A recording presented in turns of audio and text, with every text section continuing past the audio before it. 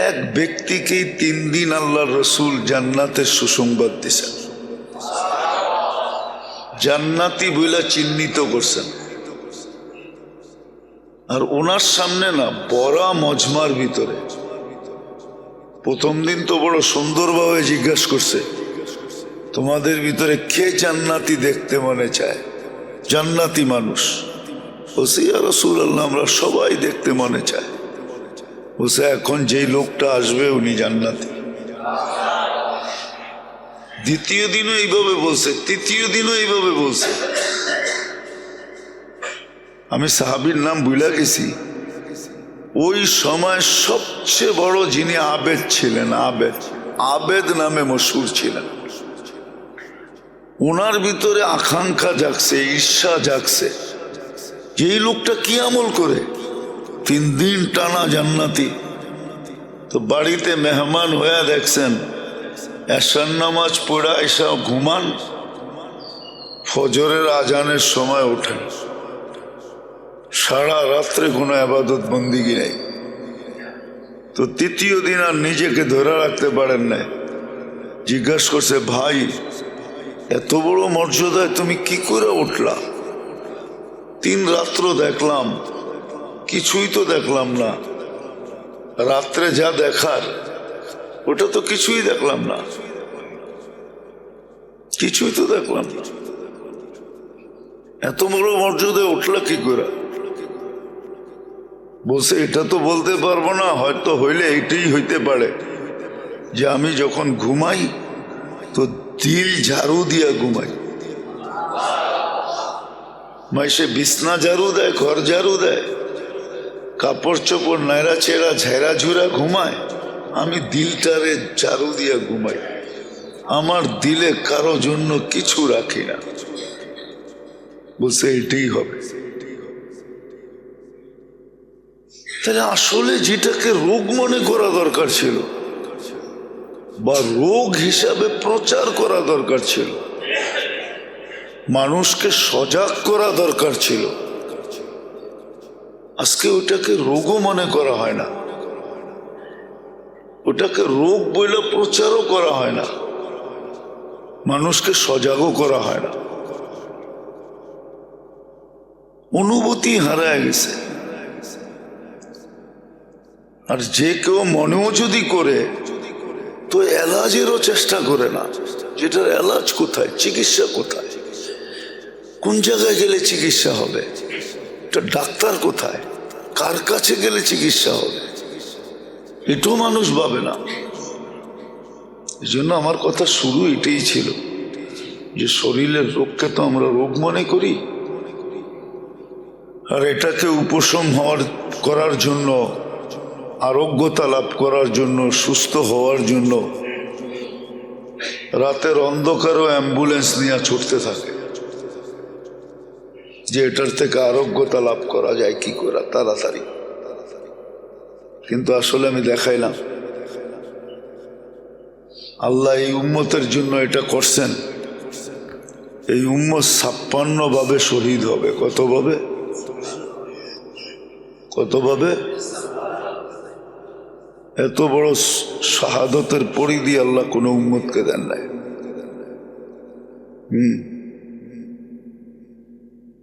দালায়েলের সাথে লেখা আছে, যদি কিতাব পান তাহলে পড়ে নিতে পারেন, ওলামায়ে কেরাম, বড় লাভ হবে। ইউনুস পালংপুরি মাদ্দাজিল্লুহুল আলী, ওমর পালংপুরি সাহেবের ছেলে, বিখরে মতির ভিতরে লেখছেন, ওটা 7 ভলিউম, ওটার ভিতরে আছে, প্রত্যেকটার দলিল সহ আছে, রেফারেন্স সহ আছে। তো রোগ দ্বারা তো কখনো কখনো শাহাদতের মওত মিলে, কিন্তু আত্মার রোগ দ্বারা তো আজ পর্যন্ত কাউকে শাহাদতের মওত মিলে নাই বা মিলবেও না। এই জন্য আমাদেরকে, যাদেরকে আল্লাহ ন্যূনতম দিনের সমুজ দিছেন, বুঝ দিছেন, ন্যূনতম, এদের আত্মার রোগকে রোগ ভাবা উচিত। আত্মার কি কি রোগ হয় এটাকে চিহ্নিত করা উচিত। কোথায় গেলে চিকিৎসা হবে এটা তালাশ করা উচিত। এক জমানা ছিল লম্বা লম্বা সফর হইতো এটার জন্য, লম্বা লম্বা সফরও লম্বা হইতো। আবার ওই সমস্ত হাসপাতালে লম্বা লম্বা কেয়াম হইতো। যারা এই সেন্টার খুলতেন ওদের ওইখানে লম্বা লম্বা কেয়াম হইতো, লম্বা লম্বা, বৎসরের পর বৎসর পড়া থাকতেন, মাসের পর মাস পড়া থাকতেন। ফুল চিকিৎসা নিয়ে তারপরে যেরকম শরীরের ডাক্তারের ব্যাপারে প্রথম শুরু হয় MBBS থেকে, তারপরে হয় FCPS, তারপরে হয় MD। এরকম যখন পড়াইতে থাকে হইতে হইতে প্রফেসর পর্যন্ত হয়। আত্মার লাইনও এরকম আছে। এটার জন্য লম্বা লম্বা সফর হইতো, লম্বা লম্বা সময় দেওয়া হইতো। দিতে দিতে দিতে দিতে দিতে একটা সময় এরকম আসতো যে বহুত বড় একজন ডাক্তার হইয়া নিজের রক্ত স্বার্থ পরে বড় বড় ডাক্তার হইয়া বাহির হইতো। আর এই সিলসিলা আজকের থেকে না, এটা বড় মোস্তানাদ সিলসিলা। নাইলে এই সিলসিলার ভিতরে সনদ কখনো মুত্তাসিল হইতো না, সব সনদ মুত্তাসিল। দুটা সনদই মুত্তাসিল পাওয়া যায়, আর কোন সনদ মুত্তাসিল পাওয়া যায় না। একটা হলো তালিম তাআল্লুমের সনদ মুত্তাসিল, আমি কার কাছে পড়ছি, উনি কার কাছে পড়ছে, এরকম আল্লাহ রসুল পর্যন্ত। আরেকটা হলো আত্মার ডাক্তার যারা, এদের সনদ মুত্তাসিল, আল্লাহ রসুল পর্যন্ত পৌঁছানো যায় না, যায় না? গ্যাপ আছে কোনো? হ্যাঁ, এই দুটা সনদই দুনিয়াতে মুত্তাসিল, একটা তালিম তাআল্লুমের, আরেকটা হলো আত্মার রোগ। রোগকে রোগ মনে করা, এটাকে নির্ণয় করা, এটা কোথায় গেলে উপশম হবে, দূরীভূত হবে, শেফা লাভ হবে, ওই জায়গা খুঁজা বাহির করা। আর তৃতীয় চতুর্থ ওইখানে অ্যাডমিট হইয়া, ভর্তি হইয়া এটার কামা হক্কুহু এলাজ করা। তখনই দেখা যাবে একদিন আত্মা এরকম হবে। আল্লাহ রসুল দিলে হাত রাইখা বলছেন, দিলে। সকালে জিজ্ঞাসা করছেন না, যদিও আমরা তর্জমা অন্যভাবে করি, সকালে জিজ্ঞাসা করছে কাইফা আসবাহতা ইয়া হারেসা, ক্বালা মুমিনান হাক্কা। তারপরে বলছে এটার প্রমাণ কি? আমি এটার ভিতরেই ওইটা দেখতেছি, এটার ভিতরে ওটা সব দেখতেছি এটার ভিতরে। তারপরে বুকে হাত রেখে বলছে সত্য বলছিস, পাইছিস, ধরে রাখিস, এটা যেন হারায় না যায়। তখন এটার ভিতরে দিলের আয়নায় দিয়া ওটা দেখা যায়, ওই উপরটা দেখা যায়। সত্য এটা আমাদের সমাজের আল্লাহওয়ালারা, আমাদের আসলাফরা। মেরে দোস্ত, জীবনটা ছোট, 60-70 বৎসর। এটা তৈয়ারির জন্য। যদিও আমরা বেশিরভাগই 99.99 আমরা দুনিয়ার ভোগের জন্য এটাকে ব্যবহার করতেছি। এটা ভোগের জন্য ব্যবহার ছিল না, এটা তো তৈয়ারির জন্য ব্যবহার ছিল, তৈয়ারির জন্য। ভোগ তো জান্নাতে হবে, এইখানে তো এক পেট ভরে গেলে আর কিছু ভিতরে ঢুকানো যায় না। জান্নাতে তো এরকম হবে না, পেট ভরে গেছে, খালি করার ইচ্ছা করবে যে খালি হোক, সামনের প্লেটটা খাই, এই ইচ্ছা করবে। সাথে সাথে একটা ঢেক আসবে, ঢেক দিবে, সুগ্রাণ হয়ে বাহির হয়ে যাবে, জাগা হয়ে যাবে, আবার ওই প্লেট খাবে। আবার আরেকটা সামনে আসবে, মন চাবে এটাও খাই, কিন্তু পেট তো বড়, কি করে খাবে? আবার ঢেক আসবে, খালি হবে, আবার ওটা খাবে, এইভাবে চলতে থাকবে। এইভাবেই তো 70,000 প্লেট খাবে। এখানে তো খালি করতে সময় লাগে, ওখানে তো খালি করতে সময় লাগবে না। ওখানে তো ইচ্ছার ব্যাপার। কি ইচ্ছার ব্যাপার? তো বুক তো এখানে হবে, বুক তো এখানে না, বুক এখানে তো তৈয়ারি, প্রস্তুতি। আল্লাহ করুক, বুঝে আসুক। আজকে উম্মত বড় গাফেল, উম্মতের কেউ ভাবতে রাজি না। শরীরের রোগ নিয়ে তো খুব ভাবে, খুব নেটে দেখে, খুব মানুষের কাছে জিজ্ঞাসা করে, খুব তালাশ করে যে এই রোগ হয়েছে, এটার উপশম কোথায় হবে, কোন জায়গায় গেলে আমি আরোগ্যতা লাভ করব। এটা তো খুব সারাদিন ভাবে, সারাদিন চিন্তা করে, সারাদিন করে, কিন্তু আসলে যেটা রোগ এটা নিয়ে খুব কম মানুষ ভাবে। আসলে বাবা দরকার ছিল আত্মার রোগ নিয়ে। আর আত্মার রোগ নিয়ে যতক্ষণ পর্যন্ত না ভাববে, হ্যাঁ দুই জিনিস কিছু হইলে হইতে পারে, কিছু আবেদনা সিফত আসতে পারে, ইবাদত টুটাফাটা করতে পারে, তাও তো রাগ হয়ে যাবে, অনেকে রাগ হয়ে যাবে।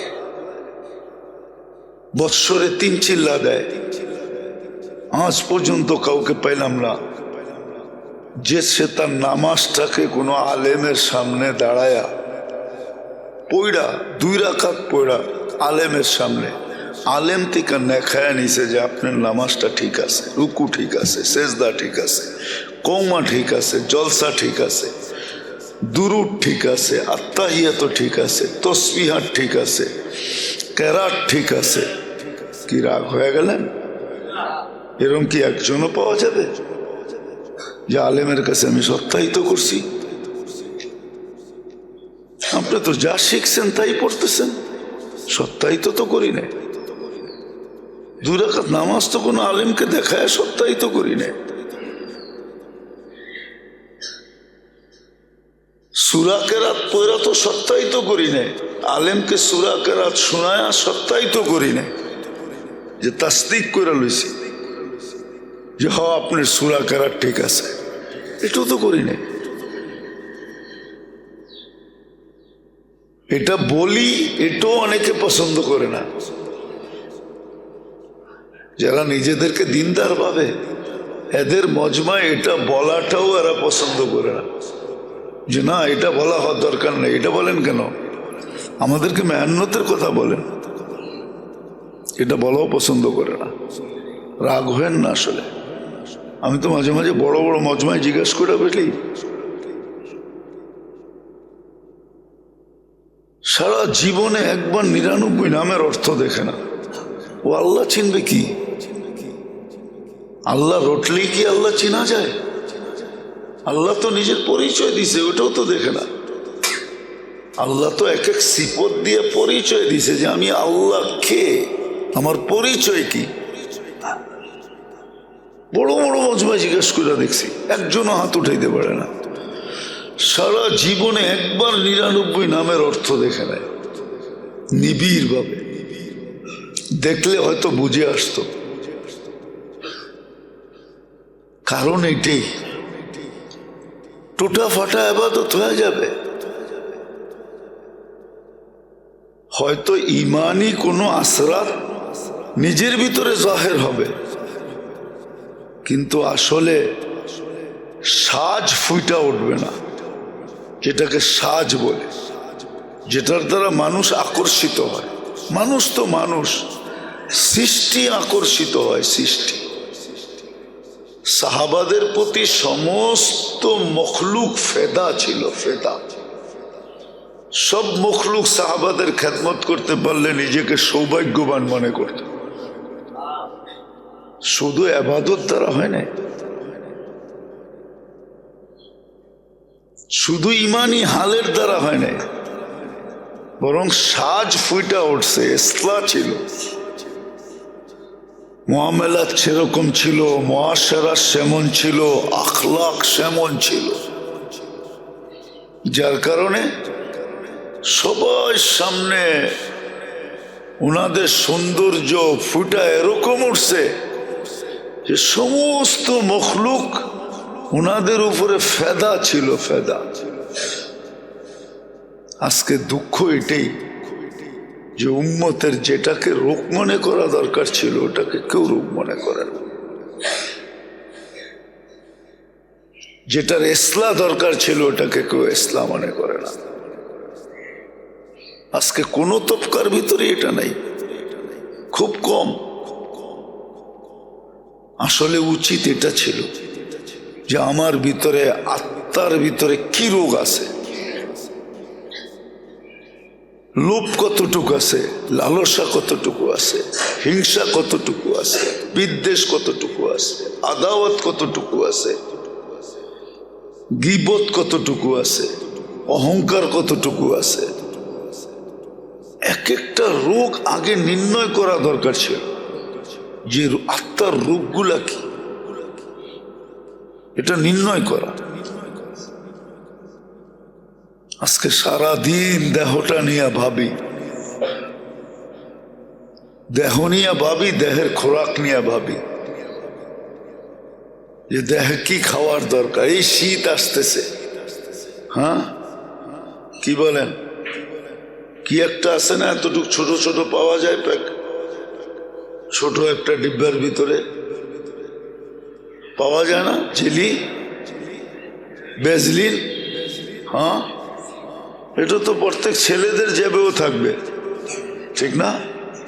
হ্যাঁ কি কন, এটা তো শরীরের চর্চার জন্যই, ঠিক না? আবার ঠোঁটে লাগানোর লেগে ঠোঁট শুকায় যায়, এই জন্য আরেকটা আবার স্টিকের মতো থাকবে, ঠিক না? হ্যাঁ এ তো শরীরের চর্চা। শরীরের যদি সিজনে সিজনে সব দরকার হয় তাহলে আত্মার কি কিছুই দরকার হয় না? আত্মার কি দরকার? আত্মার লোশন কি? শরীরের যদি লোশন লাগে আত্মার লোশন কি? শরীরের যদি তেল লাগে তো আত্মার তেল কি? শরীরের যদি খোরাক লাগে তো আত্মার খোরাক কি? শরীরের যদি পানি লাগে তো আত্মার পানি কি? শরীরের জন্য যদি আয়রন লাগে তো আত্মার আয়রন কি? শরীরের জন্য যদি সল্টিস লাগে, লবণ লাগে, তো আত্মার লবণ কি? শরীরের জন্য যদি সুগার লাগে তো আত্মার সুগার কি? শরীরের জন্য সকালে নাস্তা লাগে তো আত্মার নাস্তা কি? দুপুরে খানা লাগে, গদা যেটাকে বলে, আত্মার গদা কি? শরীরের জন্য যদি আশা লাগে তাহলে আত্মার আশা কি? এটা কি আত্মার লাগে না? শরীরের জন্য যদি পোশাক লাগে তাহলে আত্মার পোশাক কি? আত্মার পোশাক তো কোরআনে বলা আছে, আত্মার পোশাক কি? মানুষের সৌন্দর্য তো ফুটায় ওঠে পোশাকে, নাহলে মানুষ একটা বিদঘুটে প্রাণী, এটার যদি পোশাক না হইতো তাহলে মানুষ মানুষের সামনে দুনিয়ার সবচেয়ে বিদঘুটে প্রাণী হইতো। মনে হয় বুঝাইতে পারি না, কেননা সবার গঠন তো একরকম না। ছাগলের গঠন তো সব একরকম, ঠিক না? গরুর গঠন তো একরকম, ঠিক না? মানুষের গঠন কি একরকম নাকি? কারো পেট এতটুকু, কারো পেট একবারে ভিতরে, ঠিক না? কেউ হাঁটলে আগে পেট হাঁটে, তো গঠন বিদঘুটে না মানুষের? এটা যদি পোশাক ছাড়া হইতো কেমন দেখা যেত? মানুষের সৌন্দর্য তো ফুটে ওঠে পোশাক, আত্মারও কিন্তু পোশাক আছে। আত্মারও পোশাক আছে, নাহলে কোরআন কেন বলতো লিবাসুত তাকওয়া? কেন বলতো? আত্মার পোশাক হলো তাকওয়া। তাকওয়া আত্মাকে ফুটায় তোলে, তাকওয়া আত্মাকে ফুটায় তোলে। তাকওয়ার দ্বারা আত্মা সুন্দর হয়, এত সুন্দর হয়, এত সুন্দর হয়, এত সুন্দর হয়, এত সুন্দর হয় যে ওই আত্মাকে ফেরেশতা পর্যন্ত সালাম করে, ফেরেশতা পর্যন্ত স্বাগত জানায়, ফেরেশতা পর্যন্ত হাতের উপরে উঠায় নেওয়া যায়, ফেরেশতা পর্যন্ত হাতে নিয়ে মারহাবা বলে, মারহাবাম বিক, সুসংবাদ তোমার জন্য। এই জন্য মেরে দোস্ত, এই জন্য মেরে দোস্ত আসেন ভাবি, এখনো দুনিয়া খালি হয়ে যায় না। কিছু লোক এখনো দুনিয়ায় আছে যাদেরকে আল্লাহ এই বাসিরত দিছেন, যাদের কাছে গেলে আমি নির্ণয় করতে পারবো, যাদের কাছে এই মাপকাঠির মেশিন আছে, আছে এখনো কিছু লোক। দুনিয়া শূন্য হয়ে যায় না, এই লোক কিছু এখনো দুনিয়ায় আছে। হক্কানিয়াত বিলুপ্ত হয়ে যায় না, এরকম লোক এখনো দুনিয়ায় আছে। এটার জন্য পায়ে হাত রেখা বলি, কিছু লোক তো ভাবে শুধু মেহনত করলেই হবে। না, শুধু মেহনত করলে হবে না, আরেকটা জিনিস যুক্ত করতে হবে। মেহনতের সাথে সাথে সোহবত লাগবে। আমার কথা তো মানবে না, আর মানার পরিবেশও এখন নাই, নাইলে আকাবেরদের জিন্দিগি দেখেন। আমি একটা কথা বলি, আপনারা লেখা রাখেন। ইলিয়াস রহমতুল্লাহ যখন দাওয়াতের কাজ শুরু করে, তখন ওনার এই কাজের নেগরান ছিলেন 3 জন। উনি কাজটা ঠিক মতো করতেছে না ভুল করতেছে, আমি নাম বলে দিতেছি। একজন ছিলেন মুফতি কাফায়েতুল্লাহ রহমতুল্লাহ আলাইহি, একজন ছিলেন সুলাইমান নদভী রহমতুল্লাহ আলাইহি, আর আরেকজন ছিলেন হোসাইন আহমদ মাদানী রহমতুল্লাহ আলাইহি। এই 3 জন ওনার কাজের নেগরান ছিলেন, যে কাজটা যেন করতে করতে অনেক সময়, আরে ভাই যার হাতে দাও থাকে তার হাতেই তো তার দাও দিয়া কাটে, ঠিক না? কি ছুরি যার হাতে থাকে অনেক সময় তার হাতের ছুরি দিয়ে তো তার আঙ্গুল কাটে, ঠিক না? যে কাজটা যেন জায়গার থেকে সরে না যায়, এই জন্য কাজের নেগরান ছিলেন 3 জন। এটার নামই সোহবত। ইলিয়াস রহমতুল্লাহ আলাইহি নিজেকে কাজের ব্যাপারে সোহবতে রাখছেন, যে আমার কাজ যেন জায়গার থেকে না সরে। ওনার জাতের নেগরান ছিলেন 2 জন, যে কাজ করতে করতে এই জাতটা যেন জায়গার থেকে সরে না যায়। জাতটা যেন জায়গার থেকে সরে না যায়, এগুলো কাজ সরে না যায়, আর একটু হলো জাত সরে না যায়। তো জাতের নেগরান ছিলেন 2 জন, একজন খলিল আহমদ সাহারানপুরি আর একজন হইলেন আব্দুর রহিম রায়পুরি। এই 2 জন ওনার জাতের নেগরান ছিলেন। আল্লামা রায়পুরি রহমতুল্লাহ আলাইহি এই 2 জায়গায় উনি যেতেন সব সময়, সুযোগ পাইলেই মনে আসলেই 2 জায়গায় ছুটে যেতেন, হয়তো সাহারানপুর নাইলে রায়পুর।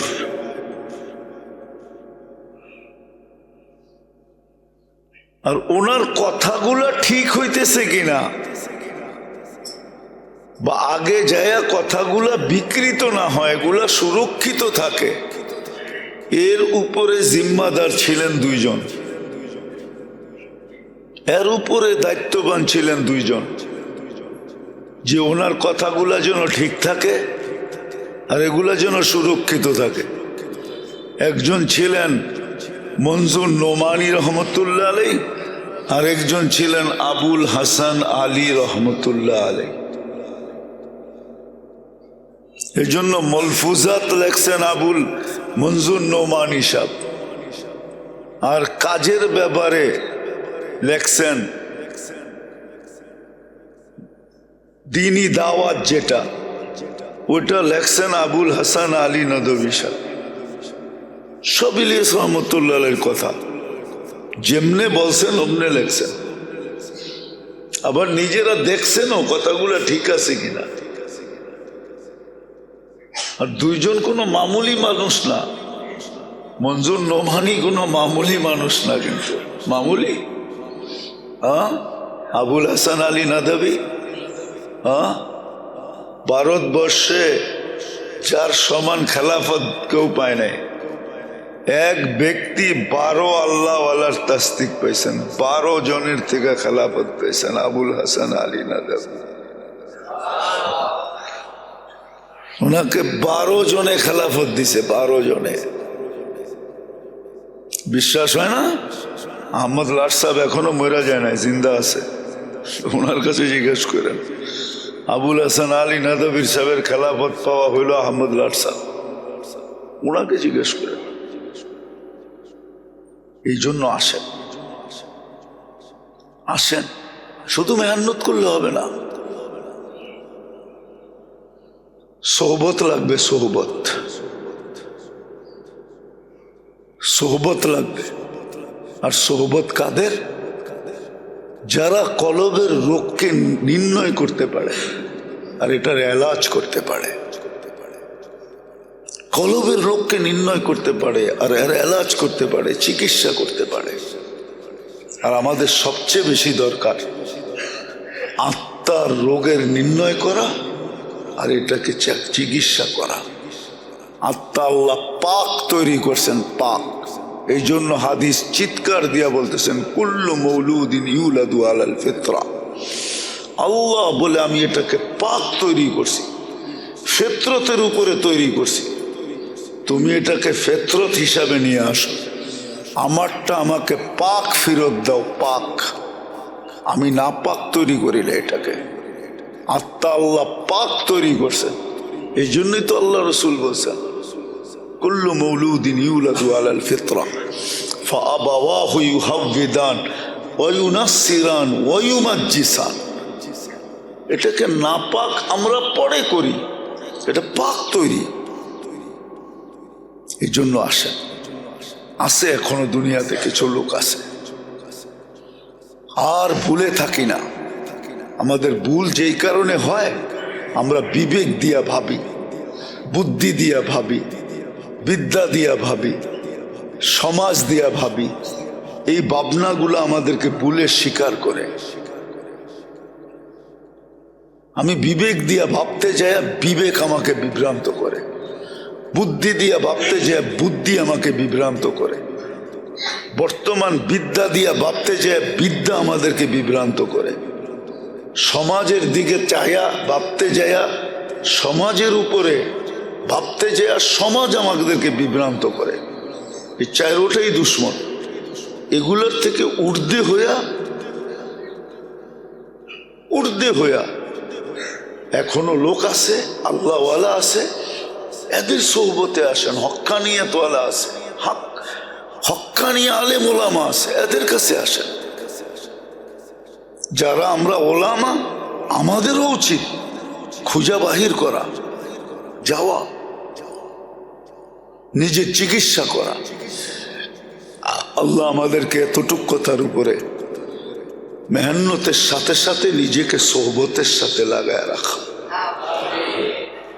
হক্কানি আল্লাহওয়ালাদের, আলেমদের সোহবতে লেগে থাকা, পিছে পিছে থাকা, এদের জুতা সিধা করা। আর কত উদাহরণ দেখানো যাবে, শত না হাজারো উদাহরণ দেখানো যাবে যে সাধারণ মানুষ এমন চমকাইছেন।